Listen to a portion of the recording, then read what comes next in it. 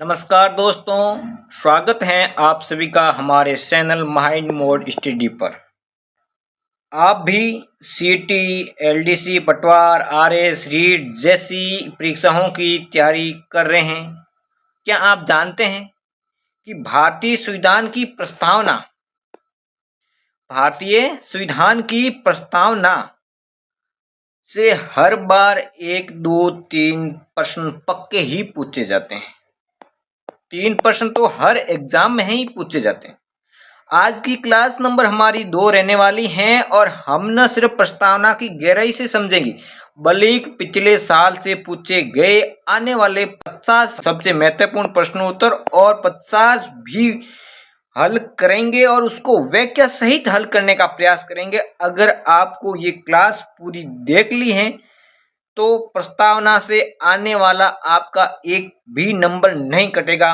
चलिए तो बिना देरी किए, बिना समय गंवाए हम हमारी क्लास आज की शुरू कर रहे हैं इस माइंड मोड स्टडी पर। जो आपने पिछली क्लास 1 नंबर नहीं देखी है तो वो पूरी व्याख्या की साइड में थोड़ी की क्लास ली है, वो आप इस माइंड मोड स्टडी पर जरूर देखें।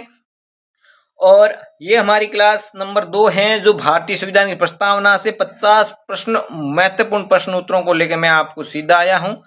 और आज हम पूरे का पूरा निचोड़ के पूरे भारतीय संविधान प्रस्तावना संबंधित पूरे के प्रश्नों के नंबर हम पक्के करेंगे। तो चलो शुरू करते हैं हमारी क्लास। आज की class number 2 mind mode study पर चलते हैं। हमारा पहला क्वेश्चन क्या कहता है? भारतीय संविधान की प्रस्तावना का विचार किस देश के संविधान से संबंधित लिया गया है?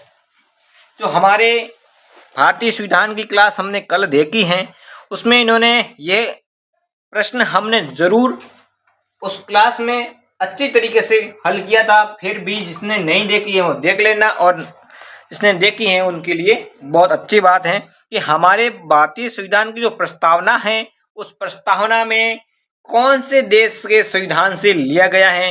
ब्रिटेन, संयुक्त राज्य अमेरिका, ऑस्ट्रेलिया या कनाडा?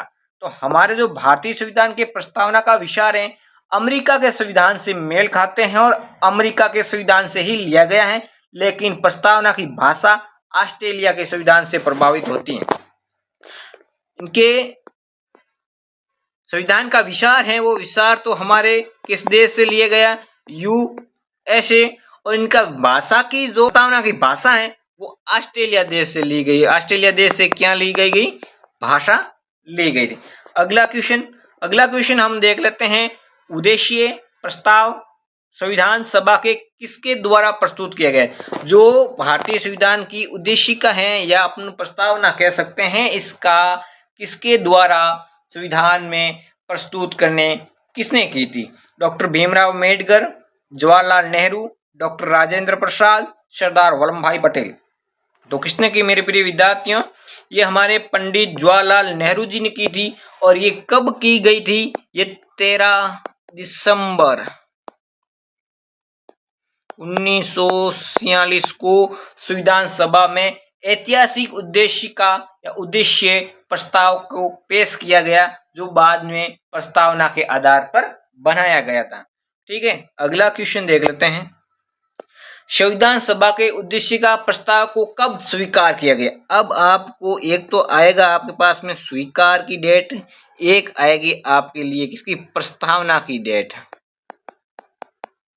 प्रस्तावना की डेट अपने पिछले ही प्रश्न देखी 13 दिसंबर 1946। अब ये पूछ रहा है वो 46 में जो प्रस्तावना रखी उसको स्वीकार कब किया भारतीय संविधान में? 22 जनवरी 1947, 15 अगस्त 1947, 26 नवंबर 1949, 26 नवंबर 1950 को। तो कब किया मेरे प्रिय विद्यार्थियों? 22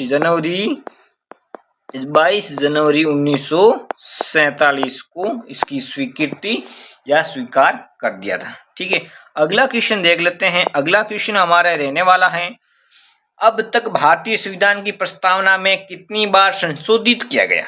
संशोधित कितना किया गया? प्रस्तावना है भारतीय संविधान की प्रस्तावना, उसमें कितनी बार संशोधित हुआ है? 1 बार, 2 बार, 3 बार, 4 बार या इससे अधिक बार या 1 बार भी नहीं?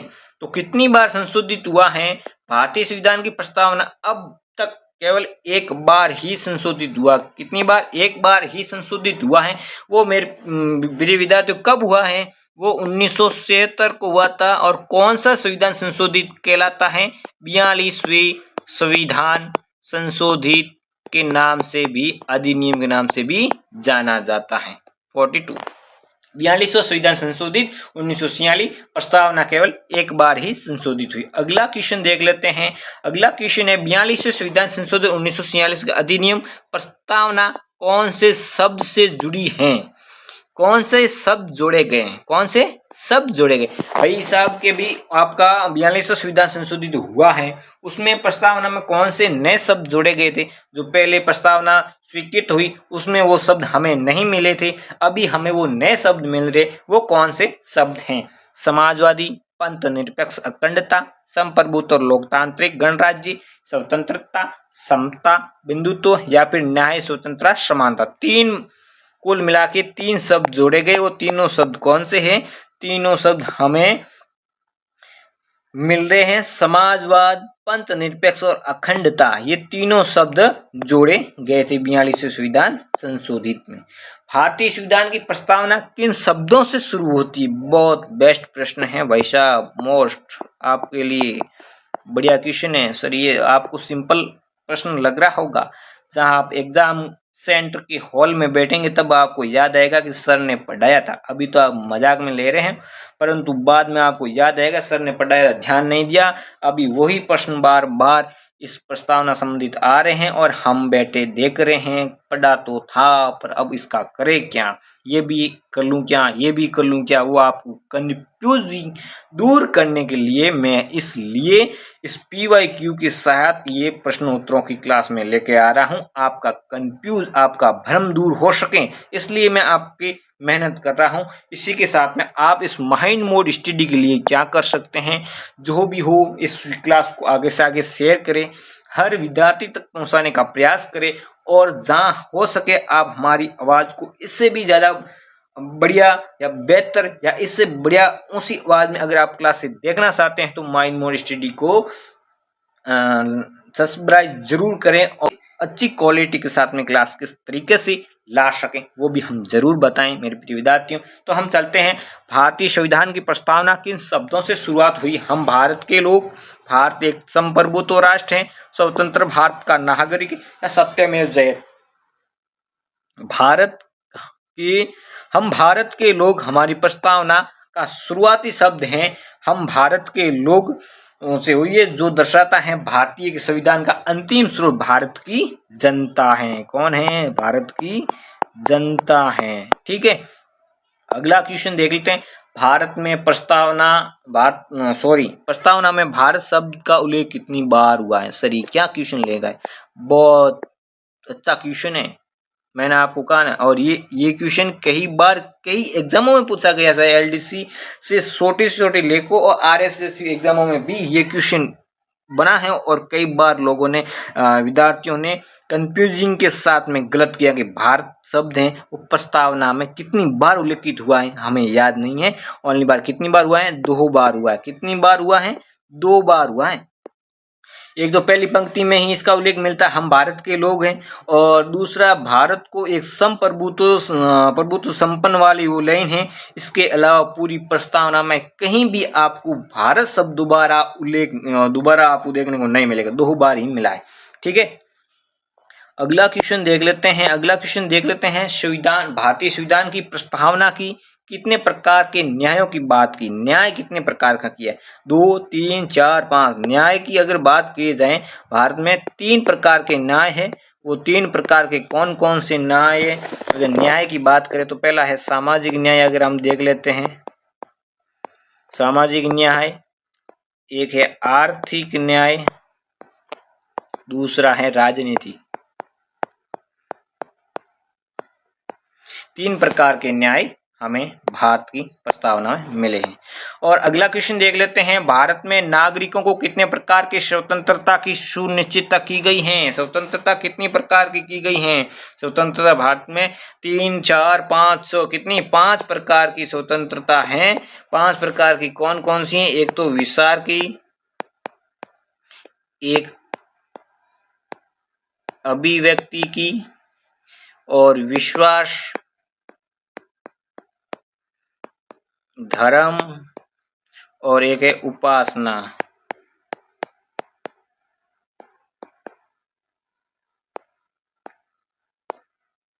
ठीक है, ये 5 प्रकार की हमें स्वतंत्रता मिली है। अगला क्वेश्चन देख लेते हैं। अगला क्वेश्चन हमारा क्या कहता है, प्रस्तावना में किस प्रकार की समता या समानता का उल्लेख हमें मिलता है? आर्थिक और राजनीतिक का, विचार और अभिव्यक्ति का, प्रतिष्ठा अवसर का, या कानूनी और सामाजिक का? किस प्रकार से मिलता है मेरे प्रिय विद्यार्थियों? प्रतिष्ठा और अवसर का। किसका? प्रतिष्ठा और अवसर का हमें समान या समता प्राप्त करने का एक संकल्प व्यक्त किया गया है। ठीक है, अगला क्वेश्चन देख लेते हैं। किस वाद में सर्वोच्च न्यायालय ने पहली बार घोषित किया कि प्रस्तावना संविधान का हिस्सा नहीं है? प्रस्तावना संविधान का हिस्सा नहीं है। तो हम देखते हैं कि केशवानंद भारतीवाद 1973, या बेरूवादी संघवाद 1960, या गोकलनाथवाद 1967, या मृदल मिल्सवाद 1928। तो कौन सा है? ये है हमारा इसका में पहला हमारा घोष कब हुआ? बेरूवादी संघवाद 1960 में हुआ। तब हमें भारत की संविधान में सर्वोच्च न्यायालय ने प्रस्तावना का अपना हिस्सा नहीं माना था पहले, और बाद में इन्होंने जरूर माना है। वो भी क्वेश्चन आगे आएगा, मैं उस समय ही आपको बताऊंगा। और ये किसमें पहला वाद कौन सा है? बेरूवाद के संघ में इन्होंने नहीं माना। केशवानंद भारती के संघ में इन्होंने सर्वोच्च न्यायालय में कहा है कि इस ढांचे को है वैसे ही रखना है, परंतु इसमें संशोधित करके आपको भारत की संविधान में प्रस्तावना का एक प्रमुख अंक माना जाएगा। ठीक है, अगला क्वेश्चन देख लेते हैं। अगला क्वेश्चन है, किस ऐतिहासिक मामले में सर्वोच्च न्यायालय ने प्रस्तावना की संविधान का अभिन्न अंग मूल ढांचा माना है? अभी ही मैंने बात पिछले ही क्वेश्चन में की गई कि केशवानंद भारती, कौन सा? केशवानंद भारती 1973 का, जो केवल राज्य मामलों में 1973 में सुप्रीम कोर्ट ने अपनी पुराने फैसले को पलटते हुए, कौन सा? पहले बेरूवाद संघ वाला 1960 में इन्होंने क्या कहा? संविधान में प्रस्तावना की हिस्सेदारी या हिस्सा नहीं है। वो पलटते हुए प्रस्तावना को संविधान का अभिन्न अंग माना है और कहा है इसमें मूल ढांचे को नुकसान बिना पहुंचाए हुए संशोधित करना है।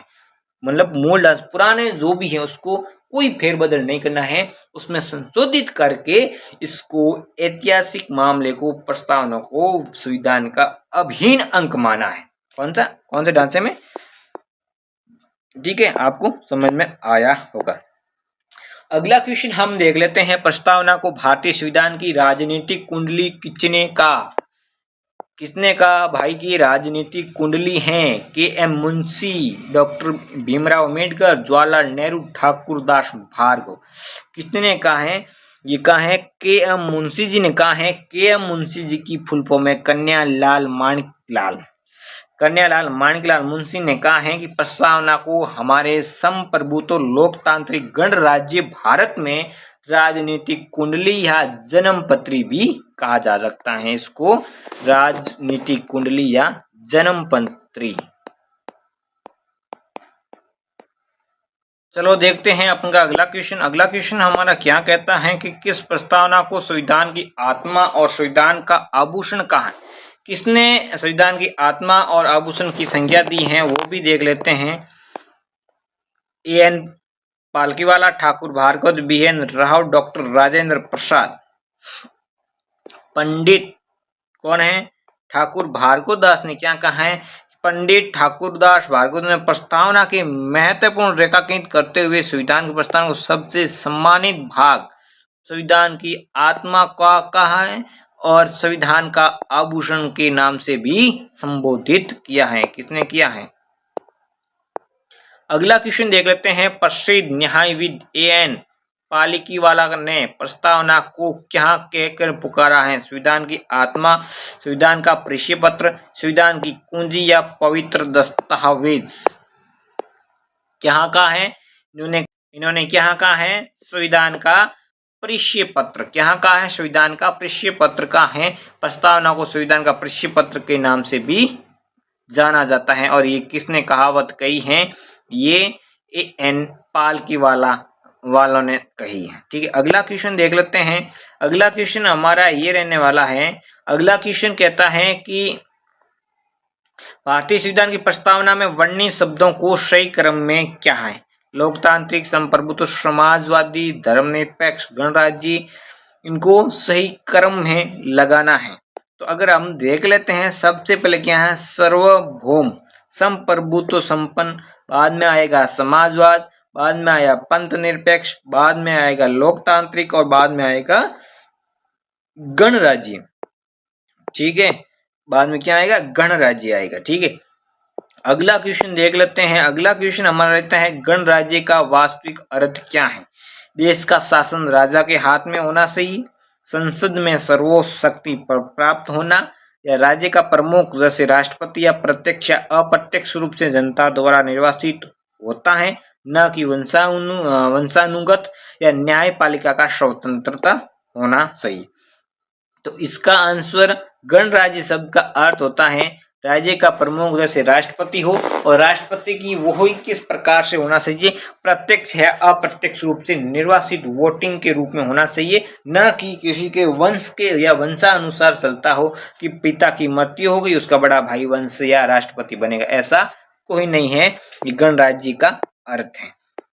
अगला देख लेते हैं, पंथ निरपेक्ष शब्द का सही अर्थ भारतीय संदर्भ में क्या कहलाता है? पंथ निरपेक्ष, पंथ निरपेक्ष का अर्थ है राज्य का अपना एक विशेष धर्म हो या विशेष धर्म को अस्वीकार करना। राज्य का कोई राज्य की धर्म नहीं है, वो सभी धर्मों को सम्मान और संरक्षण देता है, बहुसंख्यक आबादी वाले को प्राथमिकता देना है। तो पंथ निरपेक्ष का मतलब है कि राज्य का कोई भी राजकीय धर्म नहीं होता है, कोई भी धर्म अपना सकते हैं, लेकिन कोई भी धर्म यहाँ निवास कर सकता है और उसका सभी धर्मों का सम्मान करना और उसकी संरक्षण करना। अगला क्वेश्चन देख लेते हैं। अगला क्वेश्चन है भारतीय संविधान की प्रस्तावना का किस तिथि को उल्लेखित किया गया है? भारत की संविधान की प्रस्तावना किस तिथि को उल्लेखित? 15 अगस्त 1947, 26 जनवरी 1950 को, 26 नवंबर 1949 को, 9 दिसंबर 1946 को। तो अब कब किया गया है? 26 नवंबर 1949 को। आज की आखिरी तारीख 26 नवंबर को, और मिति मार्ग शुक्ल सप्तमी संवत कौन सा था? 2000 सहविक्रमी को ये संविधान में अंगीकृत या अधिनियमित या आत्मप्रयुक्त किया गया था। ठीक है, अगला क्वेश्चन देख लेते हैं। प्रस्तावना के अनुसार भारतीय संविधान को क्या किया गया है? प्रस्तावना के अनुसार अंगीकृत किया गया, अधिनियम या आत्मप्रयुक्त, स्वीकृत या प्रेषित, लागू, संशोधित, सुधार, स्वीकृत या इनमें से कोई नहीं है। प्रस्तावना के अनुसार भारतीय संविधान क्या किया है? अंगीकृत किया गया, अधिनियम किया गया, आत्मसमर्पित किया गया। और ये कब किया गया? ये अभी हमने पीछे देखा था, 26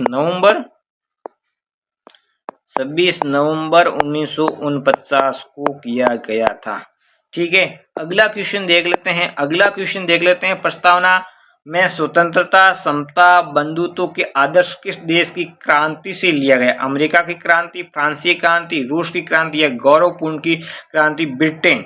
किसे लिया गया है? ये शब्द हमारे लिए गया फ्रांसीसी क्रांति है। तो समानता, स्वतंत्रता, बंधुत्व का नारा 1999 की फ्रांसीसी क्रांति का मुख्य धारा के आधार पर था, जिसमें भारतीय संविधान की प्रस्तावना में शामिल किया गया था। अगला देख लेते हैं, प्रस्तावना में सामाजिक, आर्थिक और राजनीतिक न्याय को आदर्श किस देश की क्रांति से प्रसिद्ध हैं? किस देश की क्रांति से प्रसिद्ध हैं और वो कौन से नारे किस देश से लिए? फ्रांस से। ये हैं 1917 रूसी क्रांति, 1976 अमेरिका क्रांति, फ्रांसीसी क्रांति या चीन की क्रांति। सामाजिक, आर्थिक और राजनीतिक तीनों न्याय किसकी देश के आदर्श की वाक्य किस देश की क्रांति से लिए गए? ये रूस की क्रांति से लिए गए 1917 में। सामाजिक, आर्थिक, राजनीतिक न्याय के तत्वों को 1917 की रूसी क्रांति से लिया गया है। अगला क्वेश्चन देख लेते हैं। अगला क्वेश्चन हम क्या कहते हैं? भारत में लौकिक सार्वभौमिकता है क्योंकि संविधान की प्रस्तावना प्रारंभ होती है। प्रजातांत्रिक भारत के शब्दों से, जनता के जनतंत्र शब्दों से, जनता के लोकतंत्र शब्दों से, हम भारत के सब लोगों के शब्दों से। तो ये लौकिक सार्वभौमिकता किस शब्दों से या प्रस्तावना प्रारंभ होती है? हम भारत के लोक शब्दों से प्रारंभ या प्रदर्शित हो सकती हैं। सर्वसंप्रभुता भारतीय जनता की ओर नियत होती है। अगला क्वेश्चन हम देख लेते हैं, संविधान एक पवित्र दस्तावेज, ये कथन किसका है? महात्मा गांधी, डॉक्टर भीमराव अम्बेडकर, दीनदयाल उपाध्याय या मोहम्मद अली जिन्ना? किसका है? ये है हमारा डॉक्टर भीमराव अम्बेडकर का है। संविधान एक पवित्र दस्तावेज है। अगला क्वेश्चन देख लेते हैं, प्रस्तावना में देश का नाम क्या उल्लेखित है? प्रस्तावना में देश को किस नाम से उल्लेखित किया जाता है? भारत और हिंदुस्तान, भारत और इंडिया, भारतवर्ष या इंडिया, केवल भारत? तो भारत और इंडिया। हालांकि ये अनुच्छेद 1 से अधिक स्पष्ट है कि लेकिन प्रस्तावना की शुरुआत में हम भारत के लोगों से होती है, इसलिए हम भारत और इंडिया के नाम से भी। अगला क्वेश्चन देख लीजिए, प्रस्तावना के संबंध में निम्नलिखित में से कौन सा कथन असत्य है? प्रस्तावना के संबंध में असत्य कौन सा है? ये न्यायालय के परिवर्तनीय नहीं है, सर्वोच्च न्यायालय के अनुसार संविधान का अंग है, इसमें 2 बार संशोधित किया जा चुका है, सब ये संविधान की निर्माता के विचारों को जानने की कुंजी है। इसको कुंजी नहीं है, 2 बार नहीं, 1 बार संशोधित हुआ है, और न्यायालय के परिवर्तित के रूप में भी नहीं।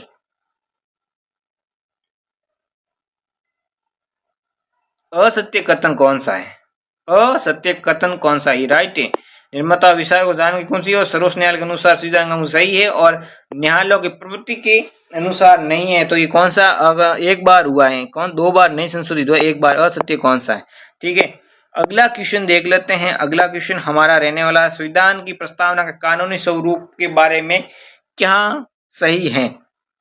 क्या सही है? ये लागू किया जा चुका है, ये लागू किया जा सकता है, ये लागू नहीं किया जा सकता है, विशेष परिस्थितियों में लागू किया जा सकता है, इसमें से कोई नहीं।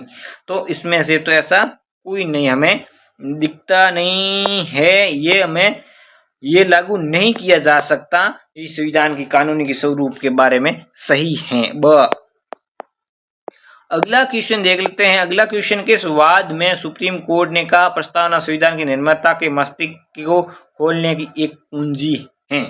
ये बारूसंगवाद के 1960 के सुप्रीम कोर्ट ने माना कि जहां संविधान की भाषा का संगठित हो वह प्रस्तावना का निर्माता का वास्तविक उद्देश्य को समझा जा सकते हैं और उसको कुंजी के रूप में भी कार्य किया है। अगला क्वेश्चन देख लेते हैं, भारतीय के संविधान के उद्देश्य का प्रस्तावना के संदर्भ में निम्नलिखित में से कौन सा अंग सही क्रम है? सही क्रम में कौन सा है? भारतीय संविधान के उद्देश्य का प्रस्तावना के संदर्भ में तो विचार, अभिव्यक्ति, विश्वास, धर्म या उपासना किस प्रकार से? तो देख लेते हैं, इसका आंसर अ ही राइट है। ठीक है, अगला क्वेश्चन देख लेते हैं। अगला क्वेश्चन हम देख लेते हैं, भारत के संदर्भ में समाजवाद का कौन सा रूप भारतीय संविधान के स्वीकार किया है?